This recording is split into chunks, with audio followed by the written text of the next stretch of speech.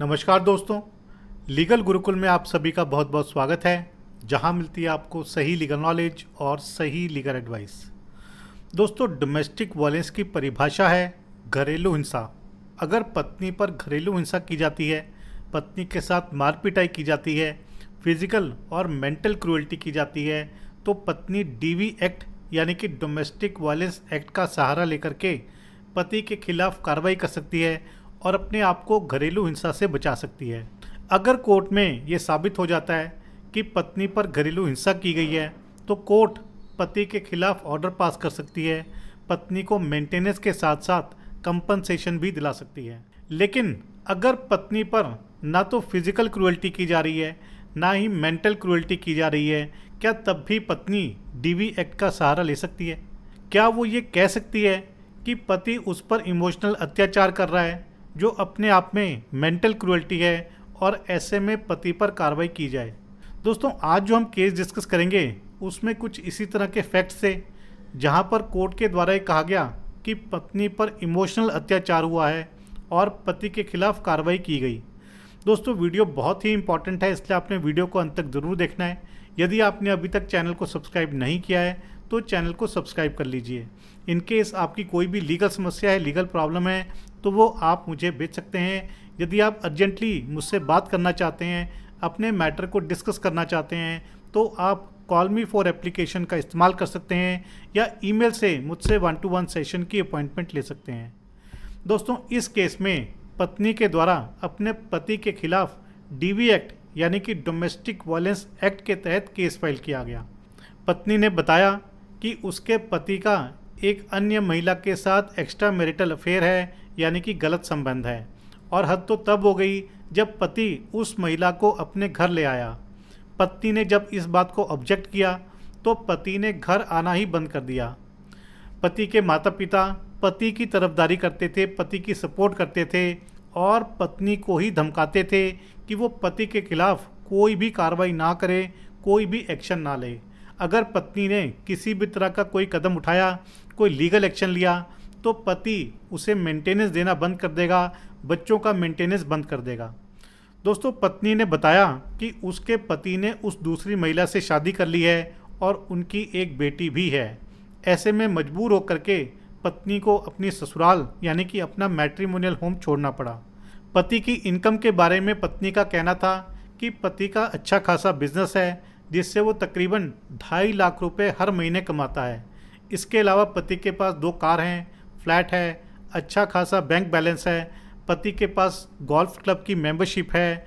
इसके अलावा ससुराल में 2 से 3 नौकर भी हैं, जबकि उसकी खुद की इनकम के बारे में पत्नी का कहना था कि उसके पिता की डेथ हो चुकी है, माँ उसकी बुजुर्ग है, ओल्ड एज है, और उसके पास किसी भी तरह का कोई फाइनेंशियल सपोर्ट नहीं है। दोस्तों, ट्रायल कोर्ट ने एविडेंस के बेसिस पर ऑब्जर्व किया कि पत्नी पति की सेकंड मैरिज को तो प्रूव नहीं कर पाई है, लेकिन इस बात का पक्का एविडेंस है कि पति की उस दूसरी महिला से एक बेटी है। ऐसे में ट्रायल कोर्ट ने पत्नी के पक्ष में फैसला सुनाया। 30,000 रुपये मेंटेनेंस के साथ साथ 3 लाख रुपए का कंपनसेशन और 5 लाख इस बात के कि पत्नी पर घरेलू हिंसा की गई है, पत्नी पर इमोशनल अत्याचार किया गया है। दोस्तों, पति ने इस ऑर्डर की अपील फाइल करी और अपील में पति ने कोर्ट को बताया कि पत्नी ने किसी और के साथ शादी कर ली है। इस बात को प्रूव करने के लिए पति ने पत्नी का पैन कार्ड प्रोड्यूस किया, जिसमें कि पत्नी के हस्बैंड के नाम के सामने SK खन्ना लिखा हुआ था। पति ने अपनी मैरिज को लेकर भी ऑब्जेक्शन उठाया कि उन दोनों की मैरिज लीगली वैलिड मैरिज नहीं है, क्योंकि मैरिज के दौरान प्रॉपर कस्टमरी सेरेमनीज को नहीं निभाया गया, नहीं परफॉर्म किया गया। दोस्तों, मेंटेनेंस के अमाउंट पर पति का कहना था कि पत्नी का खर्च केवल 9,000 रुपये महीना है, पत्नी शारीरिक रूप से ठीक है, कोई डिसेबिलिटी नहीं है, बुटीक का काम कर चुकी है। ऐसे में पत्नी मेंटेनेंस के लिए एंटाइटल्ड नहीं है, पत्नी मेंटेनेंस के कानून का मिसयूज़ कर रही है। दोस्तों, एपलेट कोर्ट के द्वारा ऑब्जर्व किया गया कि पत्नी के पिता का नाम SK खन्ना था और पैन कार्ड पर यदि SK खन्ना हस्बैंड के नाम पे लिखा हुआ है तो ये एक टाइपोग्राफिकल मिस्टेक है। SK खन्ना पत्नी के पिता थे और गलती से उनका नाम पति के कॉलम में डाल दिया है। दोस्तों एपेलेट कोर्ट ने पति की अपील को खारिज किया और ट्रायल कोर्ट के ऑर्डर को मॉडिफाई करने से या सेट असाइड करने से मना कर दिया। दोस्तों इसके बाद पति के द्वारा हाई कोर्ट में अपील फाइल की गई।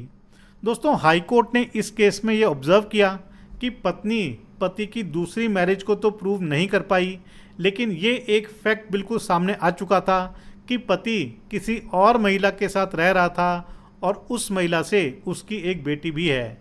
हाईकोर्ट का कहना था कि कोई भी महिला इस बात को टॉलरेट नहीं करेगी कि उसका पति किसी और महिला के साथ रहे और उससे बच्चे भी पैदा करे। हाईकोर्ट के द्वारा कहा गया कि पति ने पत्नी पर इमोशनल अत्याचार किया है और इस इमोशनल अत्याचार के कारण ही पत्नी को मजबूरन अपना घर छोड़ना पड़ा, और यदि पति ऐसा करता है तो ये पत्नी के साथ घरेलू हिंसा यानी कि डोमेस्टिक वायलेंस है। इस केस में हाईकोर्ट का ये भी कहना था कि पत्नी अगर काम करने की क्षमता रखती है तो केवल इस कारण से पत्नी के मेंटेनेंस को कम नहीं किया जा सकता, या ये नहीं कहा जा सकता कि पत्नी मेंटेनेंस के लिए एंटाइटल्ड नहीं है। दोस्तों हाई कोर्ट ने पति की अपील को डिसमिस किया और ट्रायल कोर्ट के ऑर्डर को सही ठहराया, जहां पर पत्नी की फेवर में मेंटेनेंस और कंपनसेशन के ऑर्डर किए गए थे।